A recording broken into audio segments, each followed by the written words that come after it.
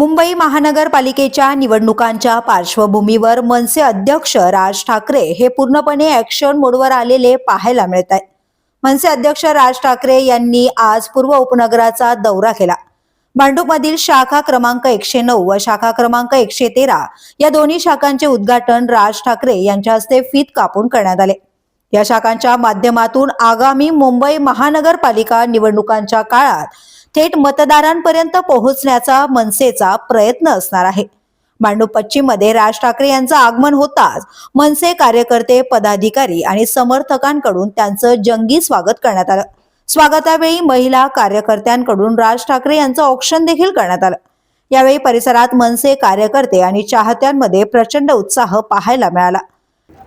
खरं तर पहिल्यापासूनच आपल्याला कल्पना आहे की भांडूप हा मनसेचा बालेकिल्ला आहेच आणि त्यामध्ये माननीय राजसाहेबांचं प्रेम हे भांडूपवर आहेच। गेल्या निवडणुकीला साहेब जवळजवळ 2 वेळा आले आणि यावेळेला देखील नवीन शाखांच्या उद्घाटनाची सुरुवात ही भांडूपमधूनच झालेली आहे। त्यामुळे भविष्यात भांडूपमध्ये आम्ही युतीमध्ये असो तर 7च्या 7 नगरसेवक हे आमचेच असतील हे मात्र आज इथे नक्की झालेलं आहे।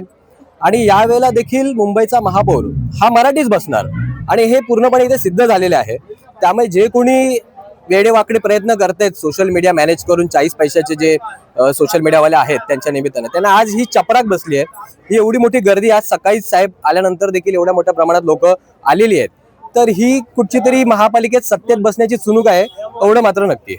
सर, मराठी माणूस जागा होचे फलक आता प्रत्येक ठिकाणी पाहायला मिळतात, तर त्या संदर्भात मराठी माणसाला आता तुमच्याकडून काय संदेश देणार?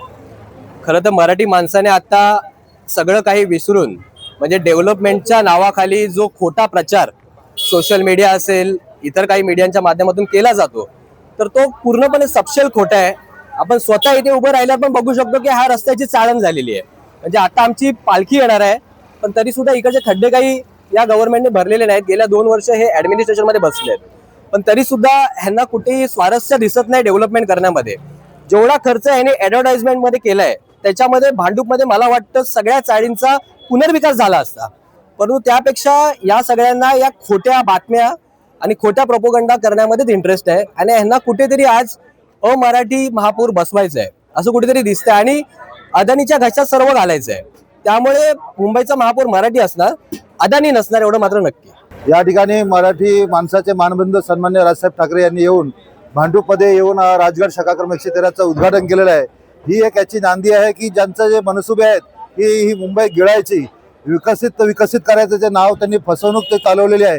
जो अजेंडा आज आपल्या मुंबई पुढे ठेवलेला आहे तो अक्षरशः चुकीचा आहे। याचं कारण असं आहे की मराठी माणसाला हद्दपार करून त्यांना मुंबई गिळत करायची आहे। कारण ज्यावेळेस मराठी माणसाला ही जी मुंबई मिळाली तेव्हापासून त्यांच्या ते मनामध्ये धुसधुसत आहे, गेली कित्येक वर्ष धुसधुसत आहे। आपल्याला सर्वांना माहिती असेल की 124 लोकांनी जो हुतात्मा दिलेला आहे ते मुंबई मिळवण्यासाठी दिलेला आहे। तेव्हापासून ते आजपर्यंत त्यांचा तो डाव आहे आणि तो डाव आज या ठिकाणी आपल्याला सर्वांना माहिती आहे की हे मराठी माणसाला बाजूला करा। आज तुम्ही जर बघितलात तर आज त्यांचे जे नगरसेवक आहेत मुंबई महानगरपालिकेमध्ये जवळजवळ 36 ते 40 नगरसेवक आज त्यांचे आहेत, मराठी अमराठी आहेत आणि त्यांचा उद्देश तोच आहे, ते फक्त सांगतात मराठी करणार पण ते कुठल्याही मराठी माणसाला महापौर होऊन देणार नाहीये, कारण त्यांचा उद्देश मुंबई गिळायची आहे। आणि म्हणून हे राजसाहेबांनी हेरलेलं आहे। आज या भांडूपमध्ये त्यांनी नारळ फोडलेला आहे। मराठी माणसाला सांगितलं एकत्र हो, मागचं सर्व विसरून जा, एक व्हा आणि सर्वांनी मराठी माणसाच्या उमेदवाराला निवडून द्या असा संदेश देण्यासाठी आज राजसाहेब आलेले आहेत। मी पुन्हा भांडूप संजय राजसाहेबांचे या ठिकाणी आभार मानतो। जय हिंद, जय महाराष्ट्र।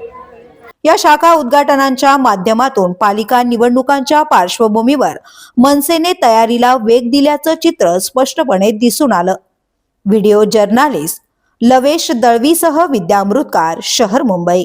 व्हिडिओ आवडला असेल तर लाईक करा, शेअर करा आणि आमच्या चॅनलला सबस्क्राईब करा। बेल आयकॉन दाबायला विसरू नका।